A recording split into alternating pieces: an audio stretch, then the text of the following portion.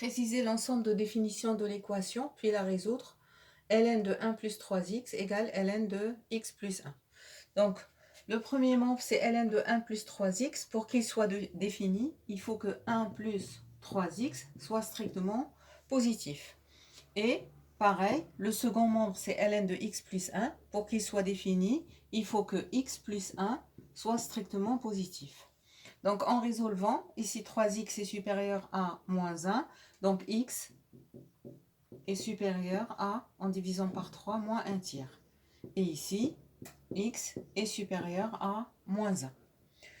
Et c'est le et de l'intersection. Donc, le premier intervalle, c'est moins 1 tiers plus l'infini. Et le deuxième intervalle, c'est moins 1 plus l'infini. Moins 1 étant plus petit que moins 1 tiers. L'intersection, ce sont les éléments communs. Donc, x va être supérieur à moins 1 tiers. C'est-à-dire que DE, c'est égal à l'intervalle ouvert, moins 1 tiers plus l'infini. Maintenant, pour résoudre l'équation, on va utiliser la propriété. Lorsque A et B sont de réels strictement positifs, Ln de A égale Ln de B équivaut à A égale B. Donc ici, en appliquant cette propriété, E équivaut à 1 plus 3x égale x plus 1.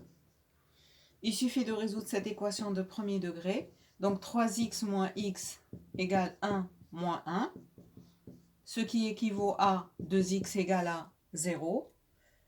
Et en divisant par 2, x égale 0 sur 2, c'est-à-dire 0.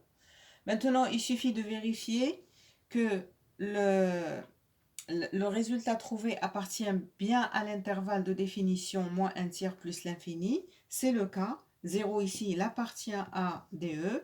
Donc, on peut dire que l'ensemble des solutions, S, c'est l'ensemble